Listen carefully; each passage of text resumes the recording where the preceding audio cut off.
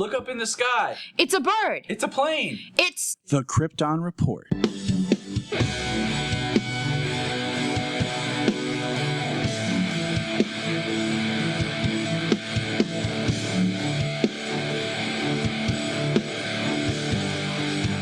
Welcome to the Krypton Report.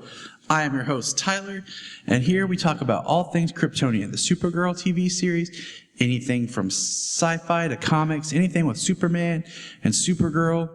The Krypton Report is part of the Southgate Media Group's Legends of DC podcast, which you can find us on Facebook at Krypton Report, Twitter at Krypton Report, KryptonReportPod@gmail.com. And then you can find us at SouthgateMediaGroup.com. Also, you can find me, Tyler, at JTY Patrick on Twitter, as well as my lovely co-host and wife, Jania, at Jania Patrick on Twitter. On iTunes, and we ask that you please leave us a review if you can. Send us any feedback. Let us know how we're doing, because we would love to work with you and let us know how we're doing. Now, on with the show.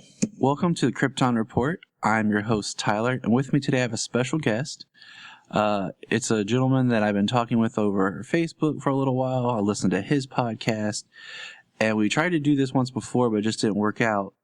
But for anybody who may have listened to or seen anything that I posted from the Nightlight, I have Mr. Brendan Lowe. Welcome, Brendan.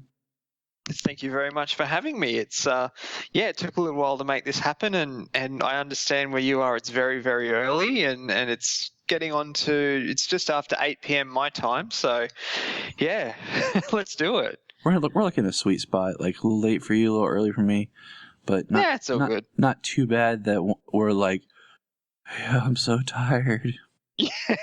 Yeah, no, I'm still probably another good 2.5 hours, before my bedtime, so. No, we won't go that long. Well. Plenty of time to talk Superman stuff. So, when I first communicated with you, we were talking. I had heard, of course, the Nightlight, and I listened to where you. I really enjoyed when you did the way you structured and did your reviews of the crossover episodes. Oh yeah, with my wife. Yeah, I thought that was great because I usually do this show with my wife, so it was like, oh, this is cool, and I like how. You guys. Truth be told, the only reason I did that is because my regular co-host, he's fallen so far behind on those shows, and I really wanted to do it while it was current. And I was just like, well, who am I going to do this with? And then a few days before, it's like, well, I watch them with my wife every week, and she's been on the show before, so let's try this. And yeah, it just sort of all fell together. Which is awesome. I mean, it's always fun to talk geek, nerdy stuff with your woman. Yeah, we've actually recently just done another one for Beauty and the Beast. We spoke to Samantha DiGenova, who is Andy DiGenova's wife, for those in the know, because she used to play Belle at Disney World and at Tokyo Disneyland. And with the new Beauty and the Beast movie that's just come out, we thought it would be cool to get her on and talk about, her experiences as playing Belle and also meeting Emma Watson and things like that. And for my wife, she really geeks out with Disney stuff, and particularly the princesses, so that was a special one because Jess was just in her element. That's awesome. Did you put that one up yet? Yeah, that went up about a week and a half ago. Okay, I thought that was the Be Our Guest one. Yes, yeah. And there's no spoilers for the movie, so because neither Jess or I or Samantha had seen it. Okay, I hadn't listened to it just because I wasn't sure, and my wife and I are actually going to see it today. So, it's really good. So I'm gonna listen to it after we see the movie because there's always those few podcasts you get where you're just like, I'm gonna have to just keep this in my feed because until I can see the movie. And it's funny you mentioned that too, because I downloaded the Holy Batcast episode of the Lego Batman movie about 2.5 months ago, and I only started listening to it this evening because that movie only came out here 2 days ago. Yep, I realized when I saw that you had posted Iron Man sucks, I was like, oh yeah, Lego Batman's in Australia now. Yeah, finally. And also, just for all the listeners out there, I've talked about before, one of my podcasts I listen to is Holy Batcast. Brendan's been on that show, which is a great Batman podcast. And it's good fun. And what we started with, I was like, hey, do you like Superman 2? And he was like, yeah, I just never get to talk about it. So I was like, well, let's talk about it. So Yeah, this is going to be different. So let's go ahead and open up just the world of the Kryptonians to you.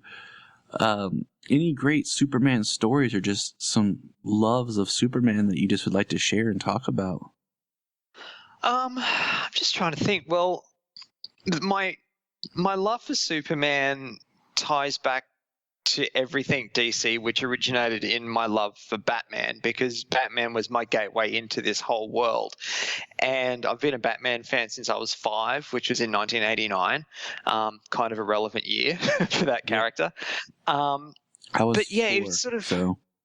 Okay. So yeah, I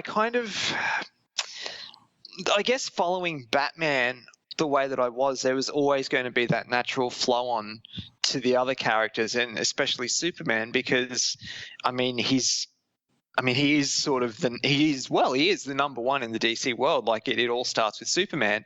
And my first really clear like Superman memory was, I think it was late 1989, where a friend, this is a really obscure story, but a family friend had given me a Christmas present and it was faulty. And she worked at a department store actually with my mum. And we had to take the gift back. And instead of just buying me something else, she just let me go into the toy department and pick whatever I wanted to the dollar value that this gift was. And one of the things I picked was a Superman action figure. I think it might have been the Superpowers one. I can't really remember, but it came with a kryptonite ring that had like a magnet in it that was clearly the opposite magnet to what was in Superman's chest. So if you put the ring near Superman's chest, he just fell down. That was my first sort of real Superman memory. And then when I was a little bit older, I remember one night on television, they showed Superman the movie. And I started watching it, but because I was quite young, and it's a long movie, I had to record it. So I remember watching that a little bit. But where my Superman fandom really kicked in, and I guess, I don't know, like we're the same age, so I'm not sure of your backstory, but where it really kicked in for me and my Superman is actually Lois and Clark. Mm-hmm. I when that started airing over here in Australia, because it started in 93, but we didn't get it till midway through 94. So I was 10, and there was no other superhero TV show on at the time apart from Batman the Animated Series, which I used to watch on Saturday mornings here religiously and record them all. All of a sudden, this Superman show started, and I wanted to watch it just because it was Superman. Mm-hmm. And it became, it's one of those things. When the DVDs got released in 2006, I bought them and I went back and watched them. And it was only, 12 years old at that point. And you're looking at it going, man, it's so 90s and compared to today's special effects and everything, like cheap, but back then it wouldn't have been too cheap, but it has that very 90s feel to it. And Superman's hardly in it, which I didn't realize till I watched it when I was older, because as a kid, it wasn't a romantic comedy. We didn't even call it Lois and Clark. It was, it was on a Monday night here. And on a Tuesday, I'd get to school and it was never, did you watch Lois and Clark last night? It was, did you watch Superman? And we'd talk about it. Mm-hmm. It was serious. It was deadly serious. And to this day, I still maintain Terry Hatcher is the number one live action Lois Lane. I love Terry Hatcher, and I know she'll come up again later in this episode. Yeah, she will. But for what he did, like I really like Dean Cain. I thought Dean Cain is the Superman of my childhood. For better or for worse, Dean Cain is the Superman of my childhood.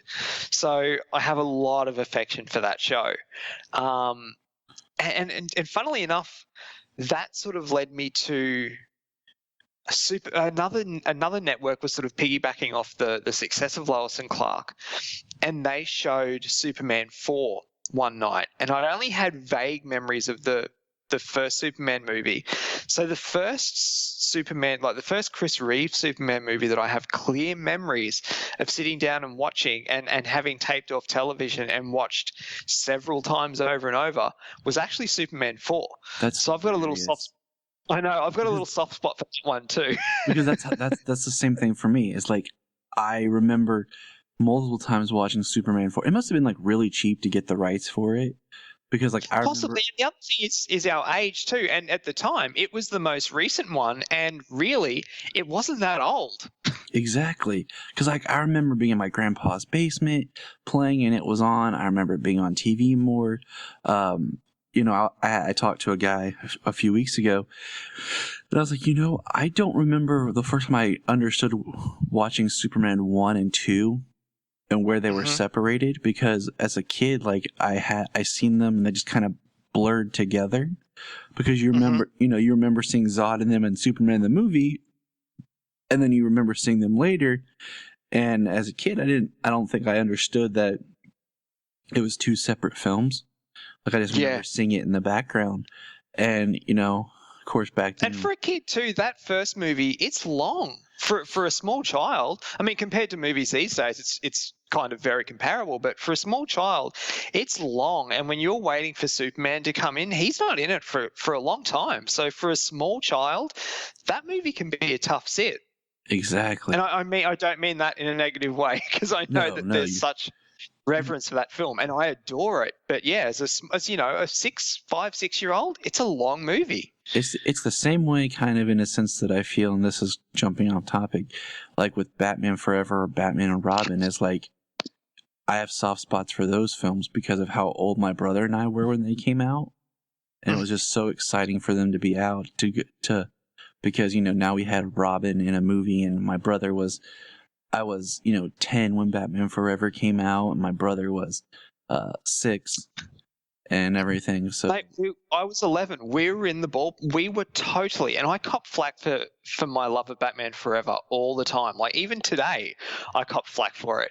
But I love that movie because the age that we were, we were totally the demographic they were going for, and it worked. I mean, I remember being not so much with Batman and Robin.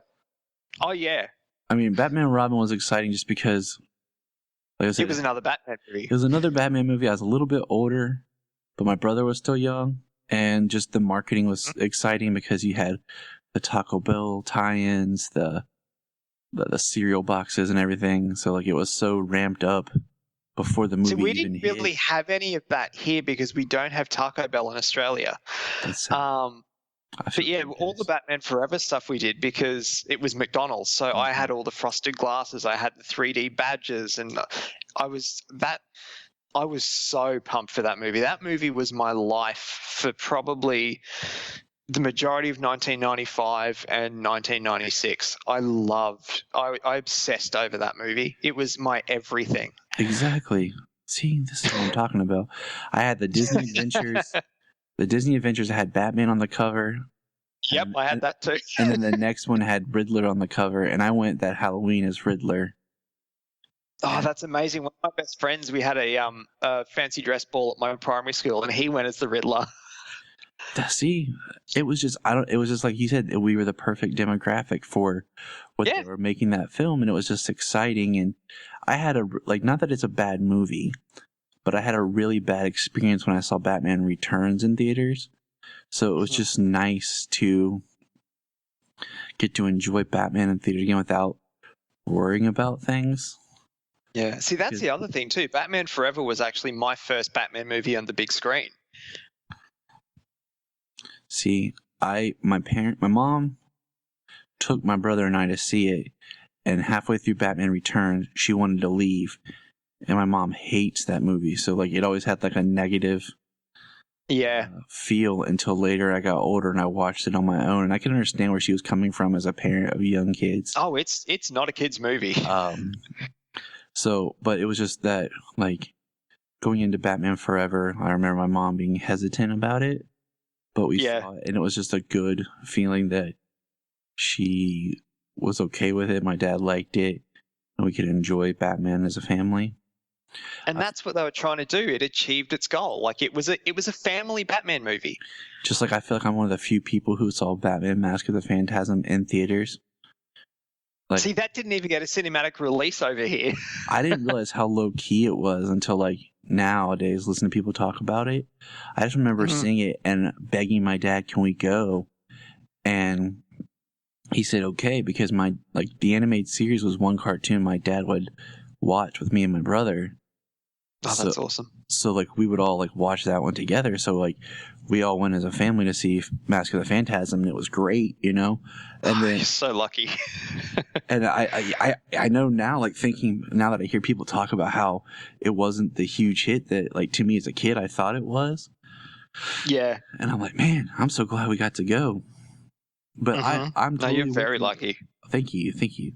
About Superman 4, like I have a soft spot for that film. You know, it took me a long time to actually watch Superman 3 because I had to wait for it on DVD just because you never saw it on TV. Some video stores wouldn't have it on VHS. And then in 2006... I rented it. Yeah, I rented it right after Lois and Clark started, and I just started sort of watching more Superman stuff. I rented it, and even then I was 10. I'm just like, this feels kind of off. You're like, I'm young, but I know something's wrong here. Yeah. Like, 2006 was great because when Superman Returns dropped, like they re-released everything, like you said, the everything on DVD, and you could get your hands on everything cheap too. Because I remember I went in and I bought Superman 1 and 2 on DVD, and I was like, all right, I'm gonna sit down and watch all this together straight through. And I remember as a kid, like I don't remember my first Superman memory because I feel like it was always there. Like I see pictures of me wearing Superman pajamas and stuff constantly, and Batman pajamas. And like I remember like a birthday with a Superman cake, and like I think my uncle had a VHS of the old Max Fleischer cartoons. Oh yeah, I remember watching those too, because they used to be able to get them from discount stores for like $2 a video, and they'd have maybe 4 or 5 episodes on it. Exactly. And so like I remember those, but and like I said, I remember the Christopher Reeve movie being there in the background, but it wasn't really till Lois and Clark was like, okay, this is Superman for me in the now. That you were like, oh, and then of course, the animated series and so on. Yep. And then of course Smallville too, like it was one where I watched the first season religiously, and again we got it 12 months after you did, because that's just how TV works back then, and kind of still does in some regard over here. But I watched it when it was on, but it was one of those things where it sort of went from network to network and kept changing times, and I just lost track of it. But I did catch up on all of it because Christmas 2012, one of my really good friends who's a big Superman fan, he bought me the box set because he'd kept up with it and kept saying to me like, oh, you need to get back into it. And I'm like, yeah, eventually, like it's a lot to commit to and I can't buy all the DVDs. And he was just like, here you go, Merry Christmas. And he bought me the box set. So in the lead up to Man of Steel, actually, I watched all of Smallville in one hit. I binge watched it. That's awesome. We don't have enough time to sit here and talk about Smallville because that, like, for me, that was like, there's a podcast I guested on called Always Hold On to Smallville. They're reviewing and rewatching all of Smallville, and I've done a couple episodes of that. And just quickly, like, that show was like came out, I was in high school, so I just graduated. I was a junior, so I wasn't quite supposedly Clark's age, but it was enough that it synced up, and I watched a bit more relatable.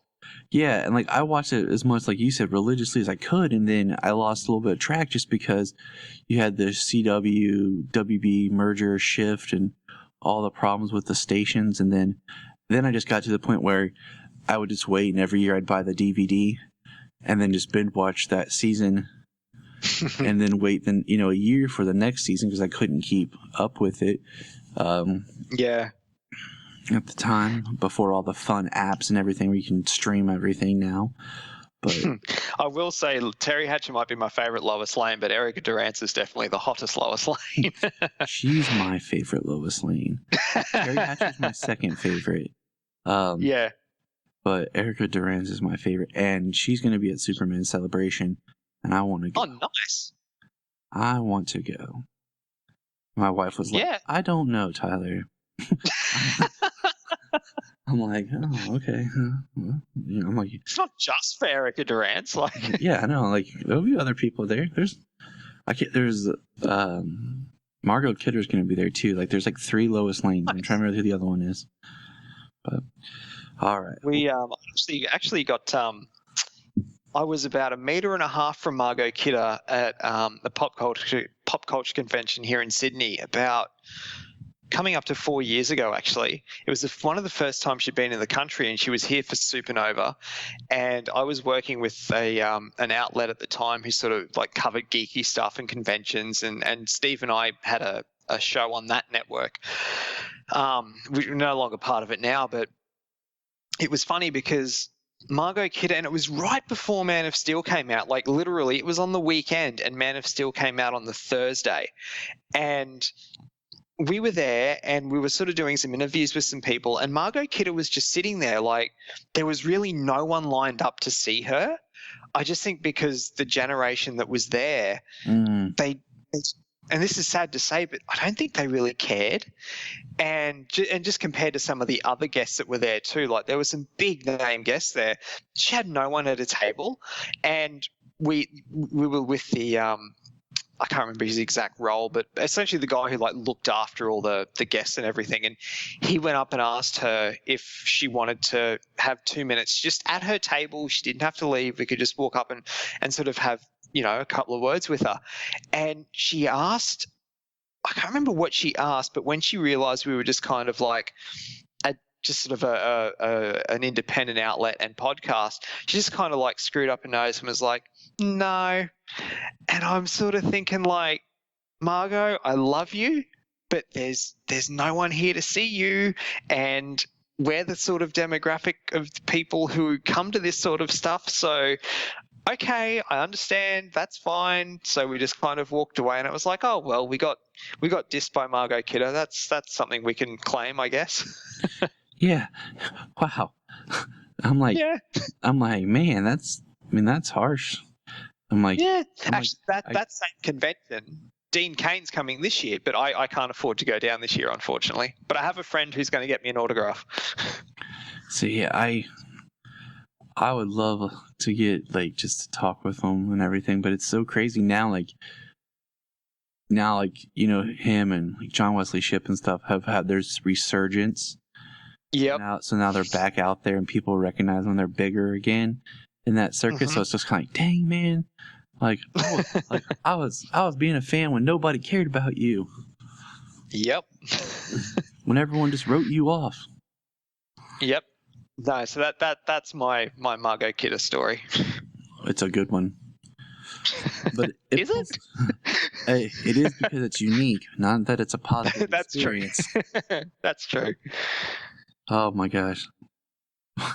It's like, Margot, like you said, nobody's here to see you, and we actually want to talk to you, and wow. And that's the thing, if she had a line, 40 deep like some of the other people, he'd be like, oh no, don't bother, it's fine. But the fact that there was no one there and she still didn't want to give us 2 minutes, it's kind of like, okay, see you later. Never liked you as Lois anyways. Bye. Yeah. Terry Hatcher, number 1. I would have rather seen Noel Neal in your spot. Peace. So now that brings us back. We're going to talk here, sidestep, sort of. Yes. Supergirl is because you wanted to do this episode because it was directed by who? Kevin Smith. And who I'm also a fan of. And I'll tell you what, real quick, I'll tell you my Kevin Smith story. My wife and I went and filmed a scene for Comic Book Men Season 3. Oh, really? Yes, and it didn't air. And it made me so mad, like, they didn't put it on there because, like, I bought this really cool Superman, like, old 1970s display for the Kryptonian rocks and everything. And wow. It was like velvet, glow in the dark. It was like really cool. And like we went up there, we filmed it. The store was awesome, and meeting the guys there, was cool, and it was a neat experience. And They said, well, we'll let you know and everything. And then eventually I just got a thing saying, well, not all segments get put on TV. And I was like, okay, like that bums me out, but it was still a fun experience, And I tell people that and they're like, what? And I'm like, look, I have pictures online of us in the store. Okay. Yeah. So I've actually been to that store too. I'm like, it's a cool shop. It's a very cool shop. And the guys it was a really weird, see, I don't know. How far are you from New Jersey? I have no idea where you are. I'm in Ohio. Okay. So that I'm trying to doesn't think. help me. Yeah, sorry.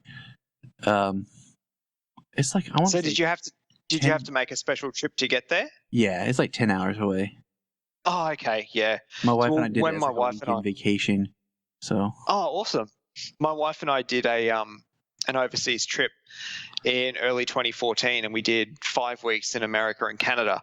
And when I knew we were going to New York, my one stipulation really for the trip was, okay, if we're going to New York, we're going to New Jersey for a day. And it was because I went in on a non-filming period and everything, it was so bizarre walking into that store, and there are the guys just behind the counter running a comic book store, and it's just kind of like, but you're a celebrity, like what? Yep. And then it took me a second to be like, oh, that's right, this is actually your job. Yep, like this is what you really do, is just run a comic book store. Well, yeah, it was weird because, if I would love to have gone before the show aired, because if you watch the first season, you can tell where like people walk in and it's in the front of the store, but by like season 2, they moved like the quote unquote set to the back of the store, and then they had the counter in the front too. Yeah, because that's what threw me. You walk in and the counter's literally just inside the door. And it was interesting because, like, if you're doing the show, you're back here and interacting, and if you're just shopping, you're in the front of the store. It's a really small store. Yeah, it's not. It's like everything on television. It's not as big as it seems. So it was an experience. But yeah, I mean, I enjoy Kevin Smith's comics and his films. I do. Yep. I have not watched Yoga Hosers yet. I just haven't brought myself to have the time to do it. It's interesting. I thought Tusk was interesting. Like, I almost feel like I actually quite liked Tusk. I liked it. I think I expected a little bit more, just because as much as he talked about doing something different, because Red State was so different from his wheelhouse. Such a good movie. when he talked about doing Tusk, I kind of expected him to really try to branch out. And I won't want to say I wasn't disappointed when I saw Tusk, but I just thought it was a little bit more of a missed opportunity. He could have experimented and tried some different things. But that's fair. But you know what my favorite is, and I'll get crap for it. I really like Jersey Girl. It's a good movie. My personal favorite's Dogma. But Jersey Girl I can sit and watch and enjoy. It's just more of a lighthearted romantic comedy, but it's still very much a Kevin Smith movie. Exactly. And the one thing about his directing is, I wouldn't say he's a super strong director, because he's more of a writer, Mm-hmm. And when you see his movies, you watch them more for the characters. Yeah. And the dialogue, like, did you ever see Cop Out? Yes, I have. I've seen all of his films, for better or for worse. Yeah. So, like, that one's odd because it's his directing without his writing. And I feel like his writing is what really stands out, and his name is, attached to it. So when you watch his directing on TV, you're kind of like, wow, like, this is so different, because the directing's good, but when you see Kevin Smith, you expect the flair of his writing. Or at least I do, like that. To me, that's what he's known for. Yeah, no, I totally agree with that, actually. So, like, when the first was The Runaway Dinosaur was the first episode of The Flash he directed. Yes, which may be the best thing he's ever directed. That was a really good episode. When that aired, there was a lot of people giving it flack, and I'm just sort of like, he didn't write it, but I thought it was really well written to the point that it was Zach Stentz, I think, that wrote it, wasn't it? I'm just thinking off the top of my head. Yes, Like I'm he pretty sure. seems his name's attached more to the Flash now. Is he? He's more attached to that show now, I think, after that, isn't he? I'm pretty sure, like, his name seems to be in the credits, like, every week now. I don't think it's necessarily for writing, but... I'm not sure. I'm going to look into that.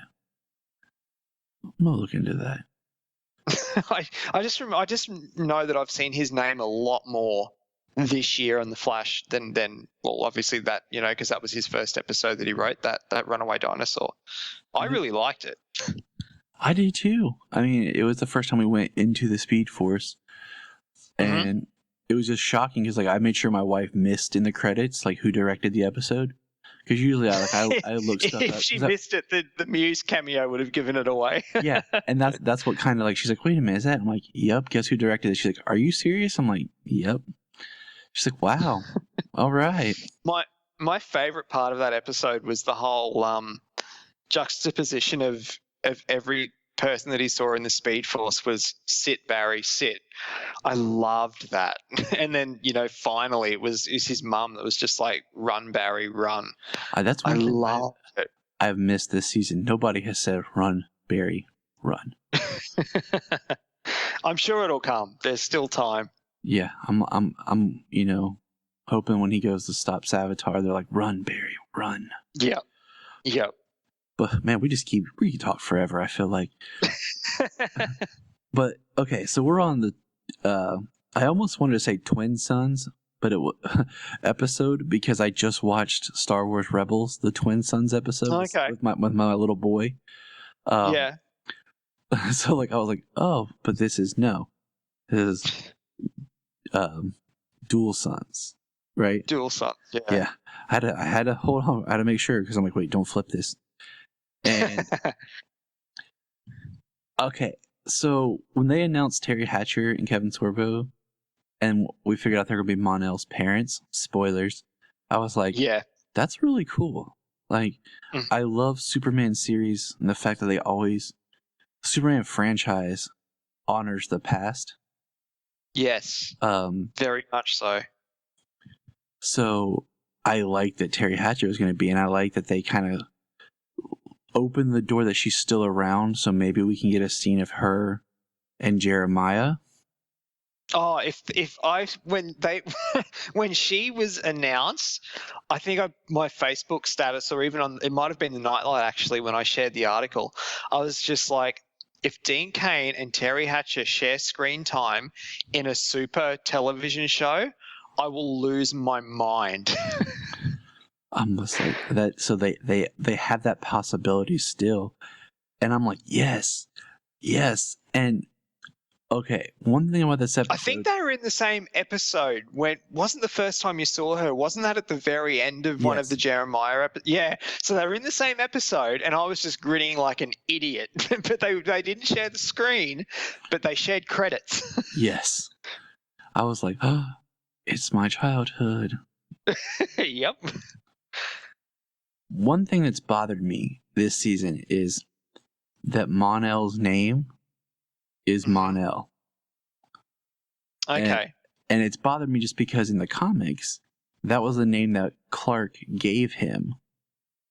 Ah, okay. Because see, I honestly, I don't have that richer history with the Superman comic side of things. And like I remember, and like I did my research, and like I've read a couple, and I actually found at like a discount bookstore like the one shot Secret Origins of Mon-El comic. Oh wow! I was like, this is cool. I'm buying this. You know, and there was one that was written by Jeff Johns and Dick Donner.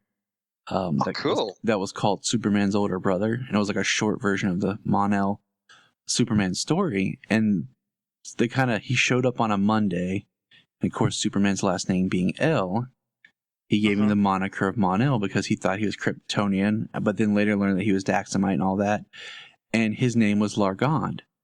Well, in this episode, they reveal Kevin Sorbo as King Largond.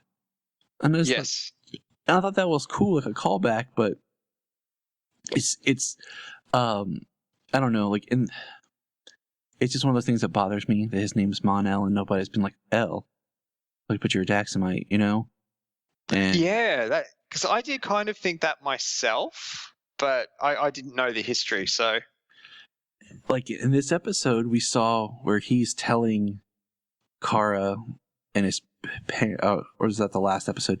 My wife and I rewatched them back to back, but in okay, in one of the episodes, like you saw where he was talking about his escape from, hmm and you saw that there was a Kryptonian emissary there, and he had the House of L patch, and you know Mon-El's guard takes him out, and Mon-El jumps in the ship. I thought, like, my first thought, like, was, well, why didn't he just like had stole that guy's identity, you know, and been Mon-El? But at the same time, like, it's kind of weird that you're using Kara's family name. Yeah, that's true. But that's I mean, I've seen that you know, Mon-El in the show has copped a bit of flack. Like some people don't seem to like him, but I actually really like the character. I do too, and I feel like in this universe, they do kind of amalgamize character stories and character Yeah, arcs. of course they do. And I feel like he's kind of got that Mon-El, but kind of Superboy character arc in some ways, where he's not as powerful. You know, he can't fly, and I feel like at some point in time he's going to get lead poisoning. Like I'm just waiting for that, because I'm wondering if that's how the season's going to end, where he saves Kara and gets lead poisoning and has to go in the Phantom Zone, like in the comics. Interesting. So, because that in the comics, you know, Mon-El's exposed to lead, and it's like a disease. Like it continues to grow. It's not like kryptonite where you can just get away from it and it'll heal. So Clark puts him in the Phantom Zone because it stops the spreading of the poisoning until he can figure out how to cure him. And of course, later. Oh, okay. I didn't know that. So I told my buddy Phil, like, as we've been talking, I was like, I've been watching to see carefully if there's any time where it's pointed out like Kara interacts with lead, and if Mon-El's around, just out of curiosity to see if it's been an oversight or if it's something that is going to come up. Interesting. I do think Chris Wood would actually make a very good Nightwing. Yes. The actor. I think he'd be very good, but I don't think that would ever happen. Yeah. They're like, look, we told you we don't want the universe of the TV and the movies to cross. We can't share actors, then it just confuses people even more. Yeah. Dang it. Come on. And like I actually really like the relationship that's developed between him and Kara.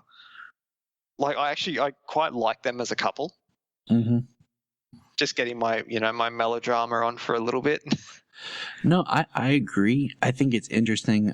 You know, if you go back and watch season 1, first episode, Kara has a blind date and the dude's completely douche.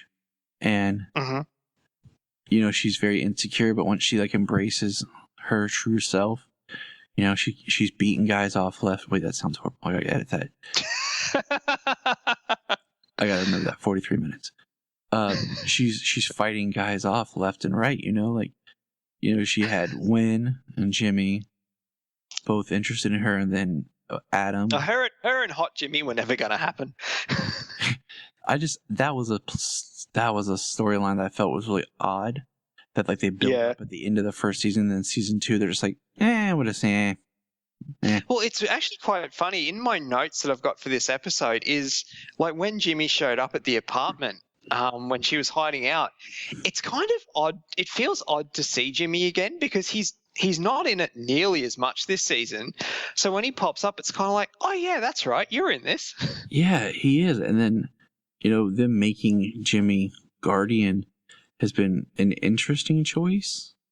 I mean, I get it because you're trying to give him something more to do and develop that character. And from a standpoint, like I understand where a character, somebody like Jimmy, where his best friend's Superman, and now like his new best friend is Supergirl, where you'd start to feel somewhat insignificant.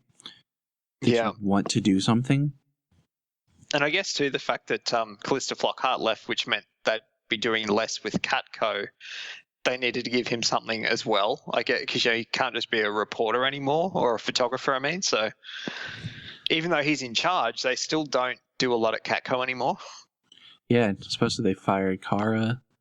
And Which actually, mentioning Catco, I was saying all through season 1, as much as I loved Callista Flockhart, I kept saying it's a missed opportunity because I reckon Terry Hatcher would have been great in the role as Cat. And it would have been so good because Dean Cain was in it and everything else. And then this season she's come in. So I'm totally fine now. But yeah, all first season I'm like, could have been Terry Hatcher. And I agree with you. I'm completely yes, Callista Flockhart is great. But man, now that you say that, Terry Hatcher as Cat would have been awesome. Yeah. Especially given the relationship with her and Cat in Lois and Clark. Oh my gosh. The Cat in Lois and Clark is something else. Tracy Scoggins, wasn't it? She was. Yeah, she was only in the first season. Yeah, her and then. Probably for the best. Yeah, she disappeared and we got New Jimmy in season 2. New Jimmy, yeah. Nobody ever really addressed New Jimmy. No, not at all. Now, okay, so this episode in Supergirl, I swear, I tried to go back, but when Alex and Maggie are walking outside, there looks like there's a sign that said Yoga Hosers. Yep, that's the first thing in my notes is, there's a little, because in these shows he tends to put in cameos of his friends and family. So you had Jason Mewes for the first episode of Flash, and his daughter was in his first Supergirl episode. And this one didn't have that, which was good because I think it would have pulled you out of it too much. But it's so subtle. But yeah, they're walking away from the yoga class, and it said Yoga Hosers on the sign, but Hosers was spelled Hossiers. Okay, see, that's what I was like, because it took me. I'm like, that says Yoga Hosers, right? But that doesn't look like this. I'm like, I need to go back. Yeah, and no, watch it. It was. If people didn't know, that one. Only his fans would spot that. Exactly. Now, this episode did teach us one thing: that even Kryptonians love bacon. Yeah. Yes. Yeah. And that Supergirl wakes up with perfect hair and makeup. Of course, she's Kryptonian. I mean, yeah. She could have woke up, looked horrible, but because she's so fast, we couldn't have seen anything. That's true. That's very true. It was like, yep. just like in the scene where there's trouble and she goes to get ready and Mon-El's like, I'll get and then she's already dressed and he's like, yeah, fast. Yep. He's like, my suit, and I'm like, man, Mon-El needs a suit. He does. I want to see the inverted red suit. But I liked just sort of seeing him cooking her breakfast and how it came back around before, a bit later on when he was saying to Win how something was palatable. Mm-hmm. And he's like, Win said something about it being, I cook now. I like the humor that Mon-El has, and I really like the humor in this episode. And I know that's not because of Kevin, it's because of the writers, but I just felt that the humor when it was there worked well in this episode. Mm-hmm. And the character of Mon-El works in that we find out, of course, that he's Daxamite royalty. So one, you have that him out of the element of being more of a servant, but also just being off, on Earth, trying to figure out how everything works on Earth. Yeah. And little things that he says here and there. Where he tries Romeo and Juliet. He my wife and I that cracked me up. My wife and I joke all the time about how people all talk about how great Romeo and Juliet is. I'm like, no, they were just stupid teenagers. Well, that's not a good love story. That's just about impulse and being hormone filled, adrenaline rushed. I'm like, what's a good love story? Jim and Pam from The Office. That's a love story. Although Baz Luhrmann made it look really good. yeah, he did. And they say she's like, you need to finish that story. They die at the end. He's like, whoa, didn't see that coming. She's like, you really need to finish reading that. But even the way Mon-El over-explained being a bartender to his parents, I thought that was really funny. I'm a mixologist. I make drinks and alcoholic beverages. And man, like Terry Hatcher did such a great job as being that kind of cold queen. Like you felt more like I'm royalty, you're my son, you're gonna do what I say. Stern. Yeah, mother. like it was the first time you really saw her. Well, I don't think I've ever seen her play bad before, ever. But this is the episode where she really turned. Like she went from being someone who posed kind of a threat. Well, you thought that the whole ship, and particularly his mum and dad, posed a threat. But this is where she really turned, and it's like, no, it's just her. Like she's, for lack of a better term, like she's an evil bitch. Like she really is. We were sitting there, and he goes, "Did you do the bounty on Kara?" Yes. And I told my wife, I'm like, watch, it was his mom. I'm like, Kevin Sorbo's completely oblivious. Mr. Hercules over here, he doesn't know what's going on. And of course, it panned out to being correct that it was just his mother, and and not to skip ahead, but man, did you see the end coming?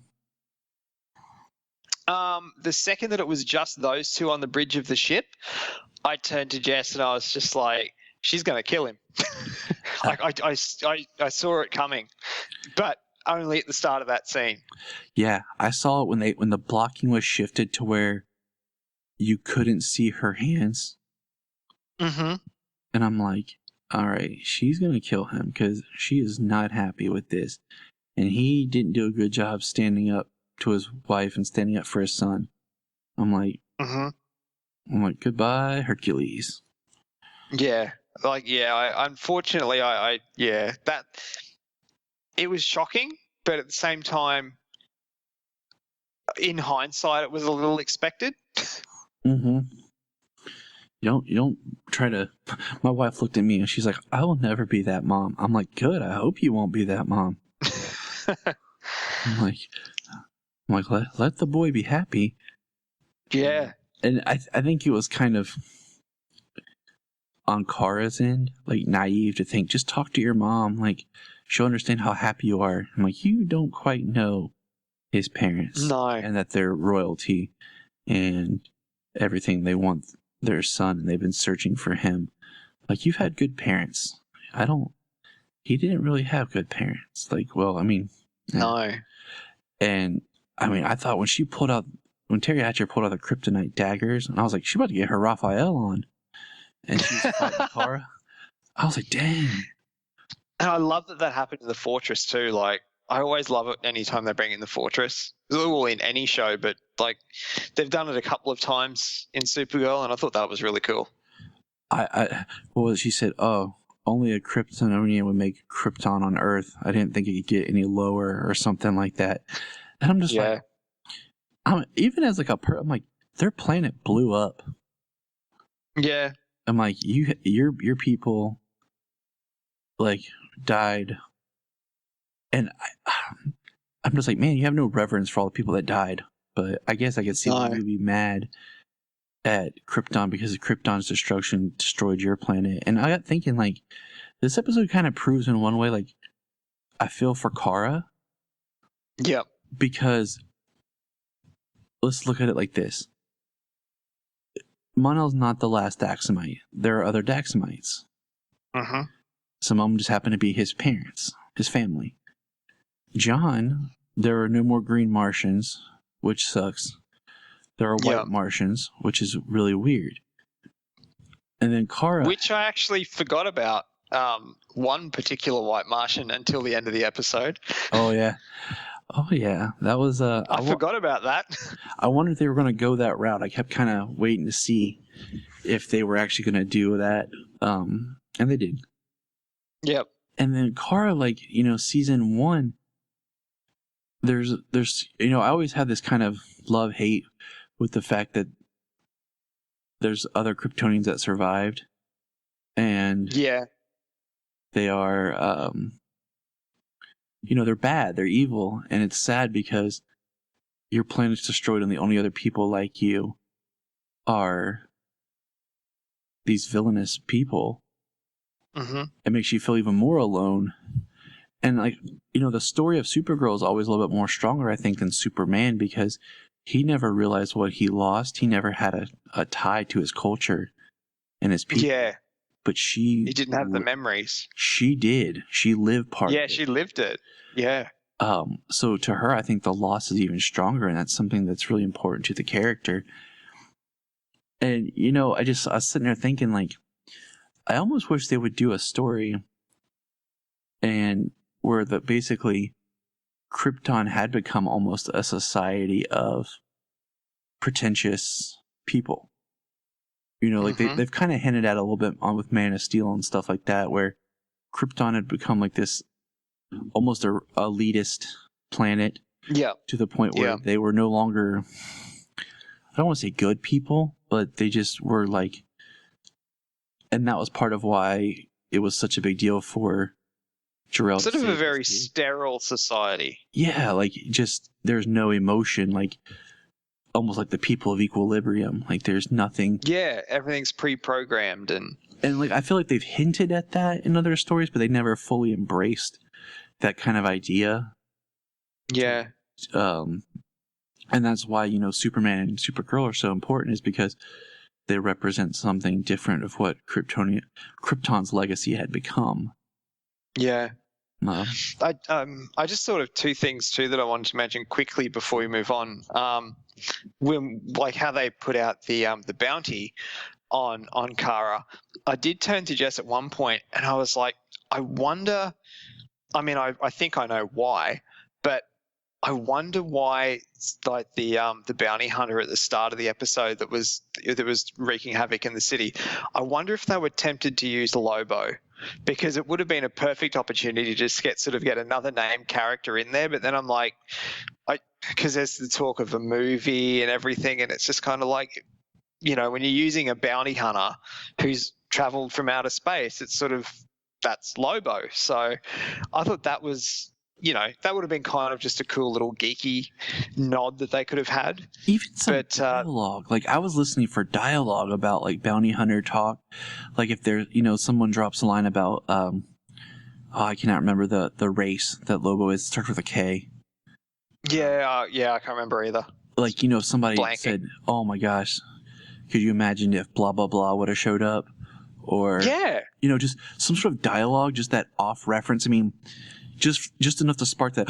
Oh my gosh, they just referenced Lobo. Like, holy cow! Like, could you imagine? Like, just to get that talking. Like, one thing that I've kind of talked about that I would like to see either as a cliffhanger for this season, or something maybe that leads into next season or the crossover, is the idea of, if we think about it, the film universe is embracing Darkseid. Okay, that's going to be their big bad. The Avengers have Thanos. What if the TV universe did Mongol? I mean, we dropped lines about World, and could you imagine, like, you could do something as simple as Mongol comes to Earth, but then, if you're worried about effects budgets and everything, he has a device that makes him look human.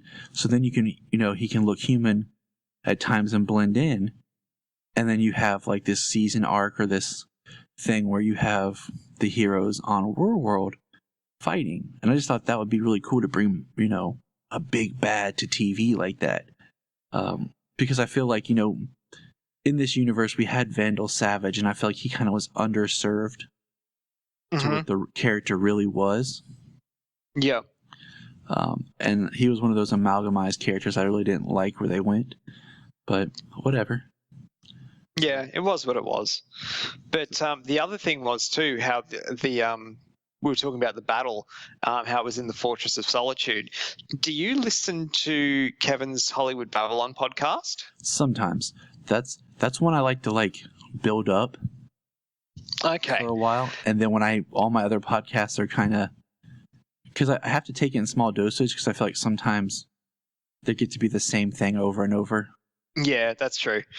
Well, on the last episode of that, because of Kevin's schedule, they've just actually had a really big break. I think they're only back this week for the first time in nearly a month. But Kevin was telling, because Kevin had just finished directing Supergirl when they did their last episode, and he was telling this story about, and I couldn't help but chuckle when we were watching the episode, because when he went up to Vancouver to shoot it, he took a heap of Girl Scout cookies with him, just for the cast and crew and everything. And Melissa got really excited with these Girl Scout cookies, and he said she just ripped into a packet of, I don't know what they were, what the particular flavor was or whatever, but she just ripped into this packet and started just scoffing them down. And he said it's so funny because she's so tiny, and in that costume it's kind of like, where do you put it all? But he was saying he'll never ever forget. He said, like, you know, he says it all the time about certain things, like, you know, when he's seeing his life flash before his eyes on his deathbed and everything, he said he will always have the image in his head of Supergirl standing in the Fortress of Solitude just woofing a packet of Girl Scout cookies. So when that scene in the Fortress was happening, I kind of got the giggles a little bit. It was because I just imagined her, you know, scoffing down a packet of biscuits on set. You're like, cut. Okay. You're looking for, like, look, you see those crumbs by her mouth? What? See that little bit? She just had some girls. Apparently she just inhaled them, which I just found really funny. That is funny.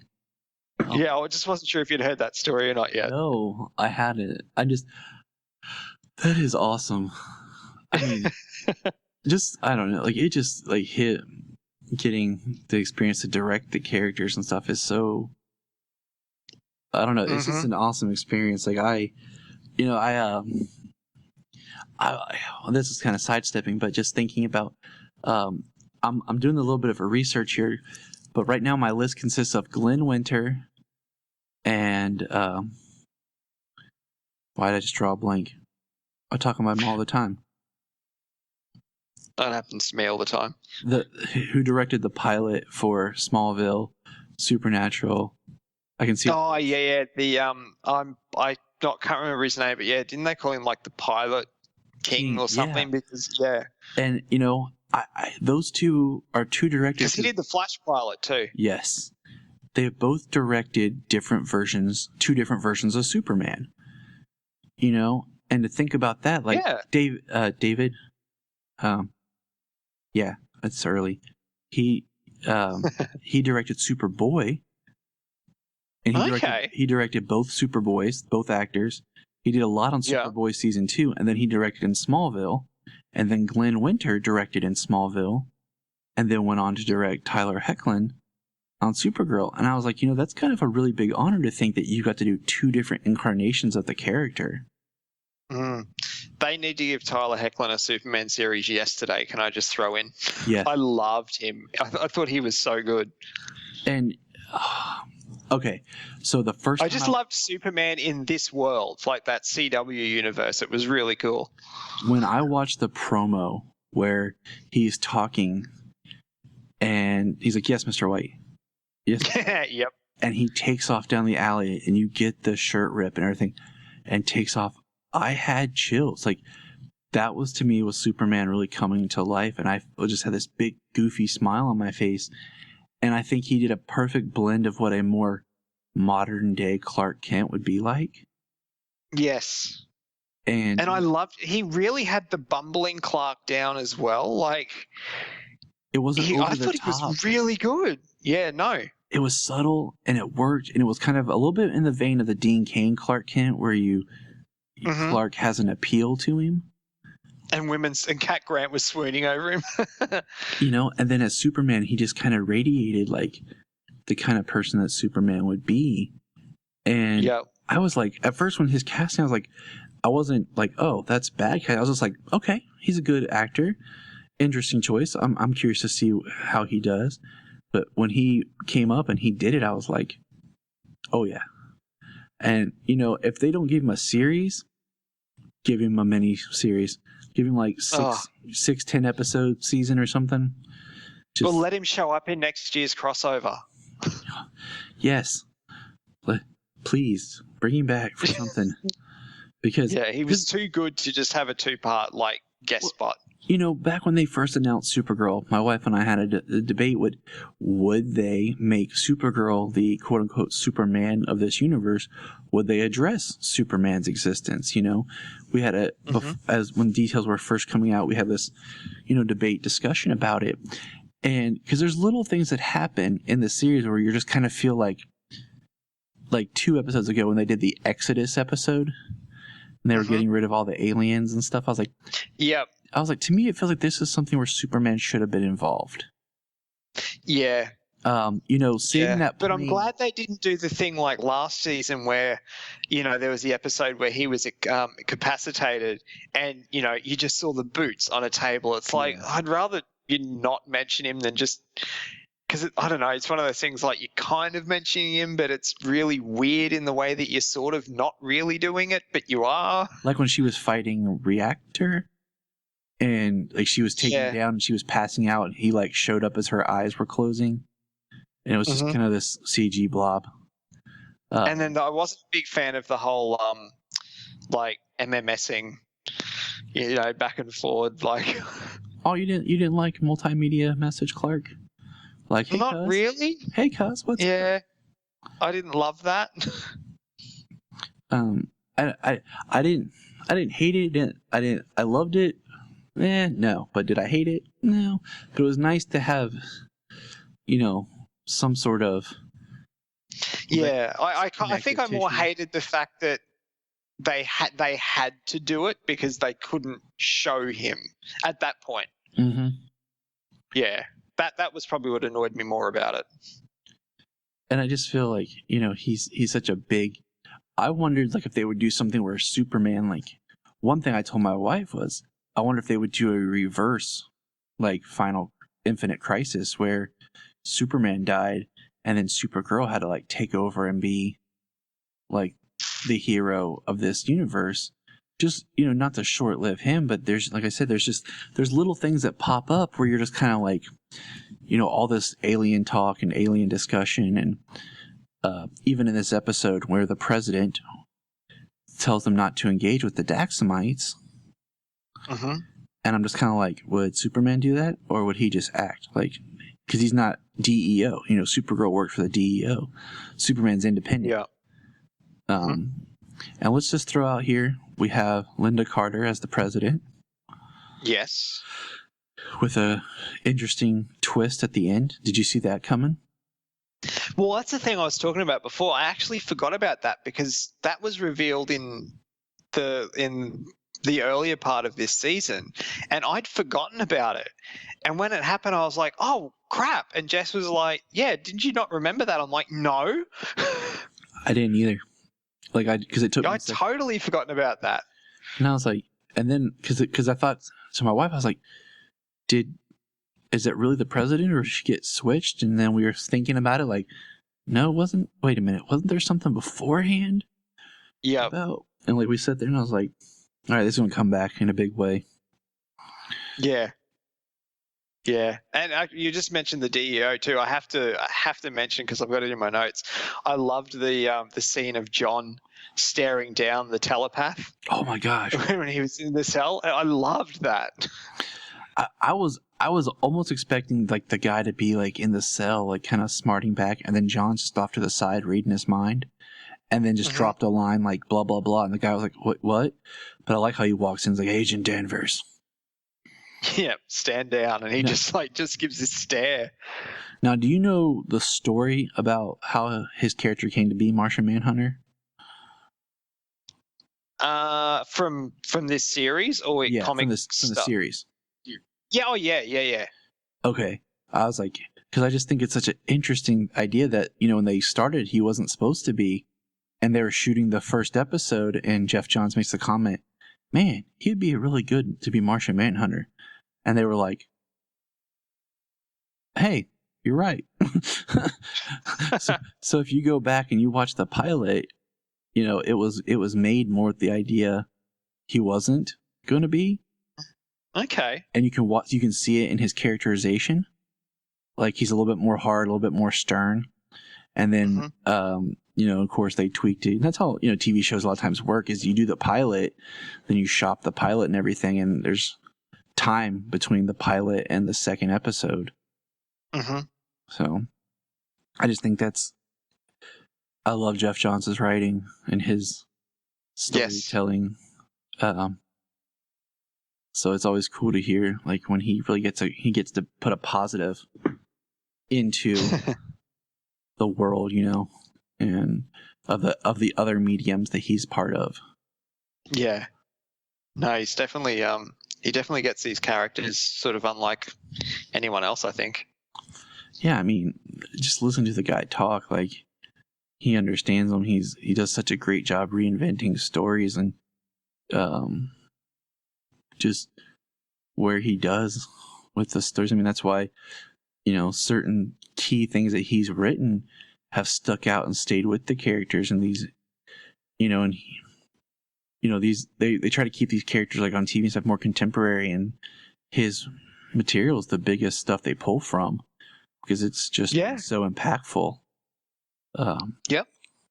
And I mean, he had the history with Richard Donner as well, and that's just amazing there. Listen to him talk about how he had to be the assistant, and he worked on the Richard Donner cut of Superman 2, and which I have an episode coming up here soon where I got a friend, we discussed Superman 2 and Superman 2, the Richard Donner cut. It was a good time. I haven't watched either version for a very long time, actually. I watched them back to back one night because those are my wife had fallen asleep. It was early and Solomon was asleep, and I was like, you know what? This is a good time. I need to do this for research. And I sat down, I watched Superman 2, I took notes, and I'd seen them because I had recently, but I watched them back to back and took notes because I was trying to remember, like, which version do I like more and what do I like about it and everything. Yeah. It was interesting, especially for someone who likes, like me, who loves movies, but also like directing movies and the art of that, and seeing, like, okay, this was Donner's footage, this was Lester's footage. Yeah. And how a different director would approach things. It was an interesting little experiment. I'll have to revisit them both. I don't think I could do them back to back, but I'll have to revisit them, I reckon, sometime soon. It's easy once you've seen them enough and you realize, like, okay, if Gene Hackman's in a scene, it's Donner footage. Yeah. So, like, it helps kind of, like, if you're trying to, like, get through it quickly. Like, okay, I know what happens here. What doesn't happen here. Yeah. Yeah. So we're running a little long, which is perfectly fine for me because I've been getting you sidetracked. No, that's what I love. I love the discussion. I know that you got other things. I don't want to hold you up too long here. That's okay. Okay, good. All right. The first time I had done Always Hold On to Smallville, it was 3 hours. Oh, wow. And he's like, not all this is going to be on the show. I'm like, oh, yeah, I figured. My wife's like, are you still talking? I'm like, 2 Superman super fans getting to talk for the first time. Yeah, we're still talking. That's the beauty of podcasting, my friend. Yeah, I know. I just, like, my wife forgot we were doing this morning. She's like, where are you going? Why are you getting up? I'm like, I'm going to go do the podcast with Brendan from Australia. She's like, oh, yeah, have fun. I'm like, I will. Which is funny because my wife's just gone to bed. That's why, like, I was trying to ther that, and I'm like, okay, I'm working on this podcast and everything, and I'm trying to get the timing down. And I'm like, I got to get up early. And I'm like, she's like, oh, okay. I'm like, yeah, trying to find that sweet spot where it's not too early, not too late for either of us. Yeah. So we're not. That's so good. So we're not both like, yeah, super. Now, are you enjoying the Supergirl series just overall? Like, what I really am. What are your thoughts just on the series overall? This season, we'll just focus on this season. It's. I think you could definitely tell there was a shift in network, but I don't know. I feel that being part of the universe that it is, it probably should have always been on the CW. Just keeping everything in house. It does. I think I am enjoying this season more, although there's elements of last season that I'm missing. Like I am missing your Calista Flockhart and sort of the Catco stuff, and but I'm really liking, like I said before, I really am liking the Mon-El story. I'm I'm finding more enjoyment out of it than the whole Fort Raz story arc from last year. Mm-hmm. And like I said before, I do really like the relationship between him and Kara and how he's developed, and you see him, learn. You said how learning what it's like on Earth. I think there's a bit more humor this season as well, which I always enjoy. I don't mind the Alex relationship that's come along as well, like giving her something to do other than essentially just be the DEO agent. So, and I mean that that having that sort of story arc in a show like this in this day and age, like that's a big deal, but in a good way. It's just, I don't know. It's just one of those shows where the best way I can put it, I guess, is in 2013, when I'd really gotten into Arrow and season 2 of Arrow was on. Mm-hmm. And I mean, it was the only show in this universe at the time, but because it would air on a Thursday, well, actually at the time, I beg your pardon, it wasn't airing over here at all, but it would air on a Wednesday night for you guys, which means I would download it on a Thursday here, and I'd come home from work every Thursday so excited because it was Arrow night. And I mean, I know the show sort of dipped in quality a little bit, starting to come back a bit this year. Yeah, but I have those similar feelings about this season. Where I'm like, oh, Arrow's on tonight. I'm actually excited to watch Arrow. I don't know. We won't get too sidetracked, but particularly the last 2 episodes have been really good. Yes. But yeah, like it's that was my thing. I'd be really excited for that. And then in 2014-15, that became The Flash. Like every Tuesday night over here, I'd get really excited to come home because it was Flash night. And I was kind of like, Wednesday nights for Flash here, Tuesday nights over there. And we get Supergirl Tuesday nights here because you get it Monday there. So last year, I'd look forward to watching Supergirl, but now on a Tuesday, I have that same, it's Supergirl night. Like I have that real excitement. Mm-hmm. Every week when it's on, and I get really disappointed when it's not on and they're about to have a month's break, which really annoys me. But it's that is what it is. But I don't know, I guess it's just a show I really enjoy, and my wife enjoys watching it with me, and I love the cast, I love the stories. It's just a really enjoyable, fun show, and I think it's also cool that it's a female-led comic book show. I agree. As I've always been, I've always liked the idea of strong female characters. I feel like it's definitely missing and lacking, and not to go too tangential, but I think so many times the female character is regulated to more of a sexual, I don't want to say object or storyline, but that becomes their power, not the person that they are. And as someone who's about to have a daughter, I have to forward think what do I want her to see and stuff. And this is definitely a show that. I love the characterization. I'm trying to decorate her room in Supergirl and Wonder Woman. That's awesome. And Ray. And my wife's like, let's do Al's. I'm like, let's put Ray from Star Wars right here. But I mean, it's one of those things. Don't get me wrong.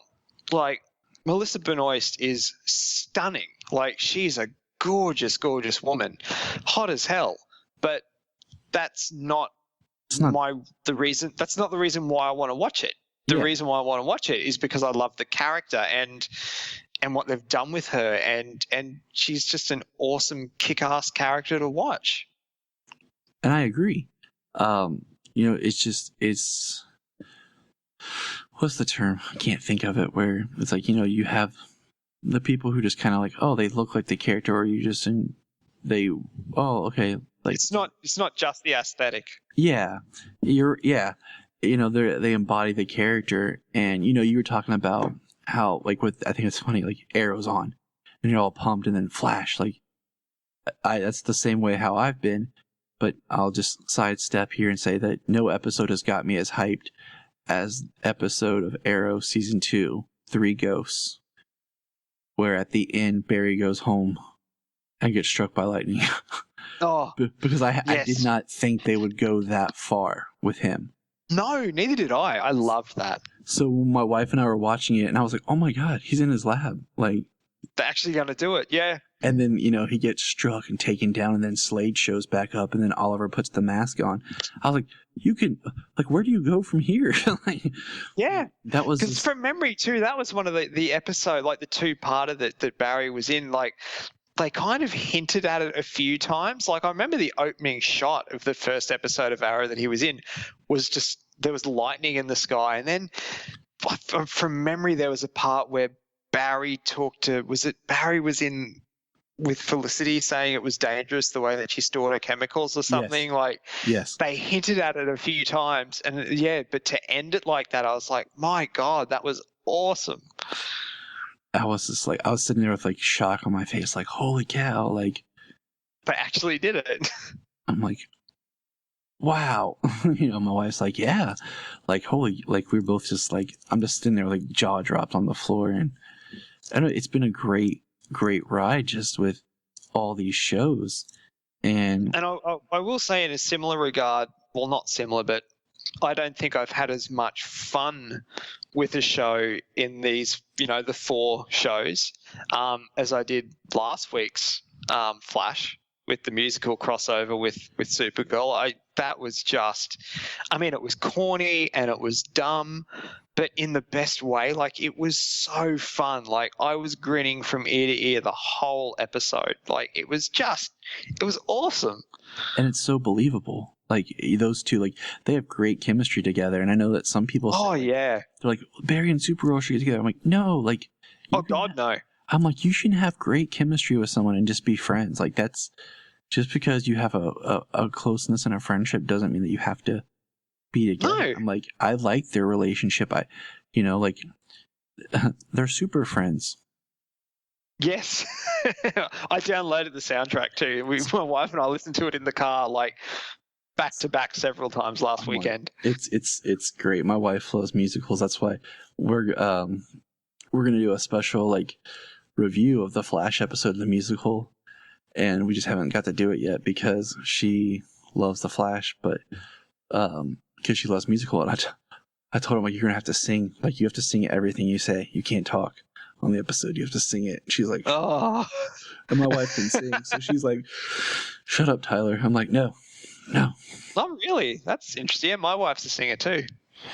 So I'm like, I can't sing worth crap. That's why we're a couple. That's why we're put together. Is it works. Oh, mate, I don't even try because I can't. I'll tell you this. Like, when we're at church, my wife can sing. Her mom can sing. Her sister can sing. Her dad can sing. So like, we're sitting there, and like when they're singing, and like this whole row that I'm on is like singing, and they'll take the song and they'll sing different parts.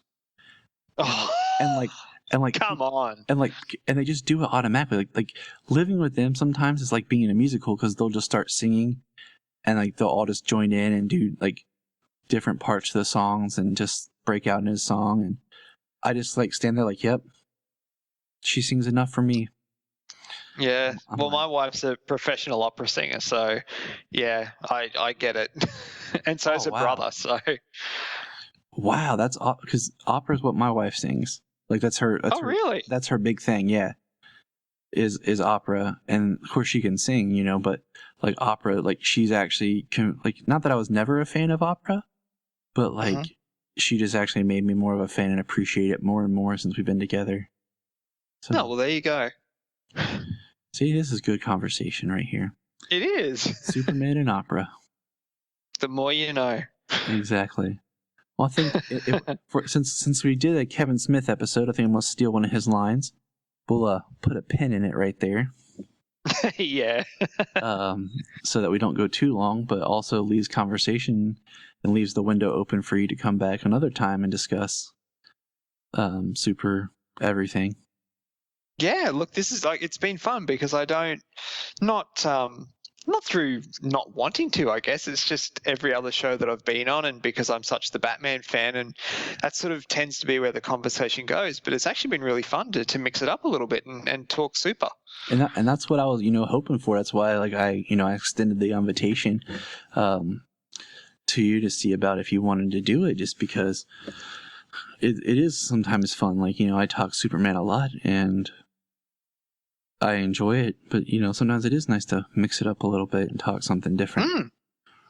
Well, anytime you want to have me back, mate, I'm game. We've worked out the time difference now, so it's all good. Yeah, we kind of had this as our, like, right here. This is the sweet spot. So yep. Yeah, I mean, any episode like you want to, or I'm working on a couple specials here. Okay. I have one that I want to discuss Superman's powers, like how they've been represented, like across all the different mediums and stuff, like live action. Yeah. That's one of the specials. Like throwing a cellophane S off his chest. That one. Yep. Where that came from? Yep. It's in there. It's in nice. It's in the what the heck moments. I don't. It's that actually was parodied in Justice League Action. Yep. I only watched that today. I watched that with Solomon. He likes watching that. So, like, the video game episode, then they did it, and I was like, I love the way that show can make in-reference jokes, and it just works. Oh, yeah. Like, I actually had quite a few, because, again, it's not airing over here, so I downloaded a heap of them, and I'd had them sitting on the computer for a while, and today I felt like watching something superhero, which isn't uncommon, but I was like, I've still got those Justice League Action there, and it was the second episode I watched today, and I loved it. And my wife was actually at a rehearsal for an opera that she's in at the moment, and when she came home, I was like, I know they only go for 10 minutes. I need to show you this episode, and I watched it again, and I loved it. It's probably my favorite one of that series so far. I don't know. It might be. I can't pick a favorite. I've really enjoyed that show. I bought the season pass on iTunes because nice. Because I feel like I don't get to watch it when it airs, but Solomon really likes it, and they're, like you said, they're short and they're good. Yeah. So I'll get them, put them on the iPad or on the phone, and be like, we'll drive, and I'm like, Solomon, it's time to watch Batman, and and we'll watch it, and that one was great, and the Halloween episode was awesome. I don't know if you got to watch that one. I don't know if I don't think I've seen that one yet. No. I think it's the second newest one. Okay. Yeah, but it's. I know they're kind of all over the place. Yeah. Oh, they are. They're like connected but not connected at the same time. So. Yeah. And that makes it fun. But, well, Brennan, thank you very much. Do you want to go ahead and plug your social media and your stuff? Yeah, so like you mentioned at the start of the show, I have my own podcast called The Nightlight. We cover a wide variety of I guess our motto is two geeky guys talk about what they want when they want. It's more on the not safe for work end of things, because we're Australian and we kind of naturally tend to swear a little bit more than regular people. I've heard but that. it's called The Nightlight, and you can find us at thenightlight.podbean.com, and that is night spelt with a K, as in dark night. We're on iTunes, or you can find us at facebook.com/thenightlight. On Twitter, we're at NightlightPod, and if you want to follow me on Twitter, I'm at Lowy007. That's LOWY 007, like my second favorite fictional character. Who might that be? Well, like what you said, once again, thank you for being here and enjoyed the conversation. We could keep going, but we got to stop at some point. Yeah, you've got to have your day, and I've got to end mine. So you have some good rest. I will. And remember, look up in the sky.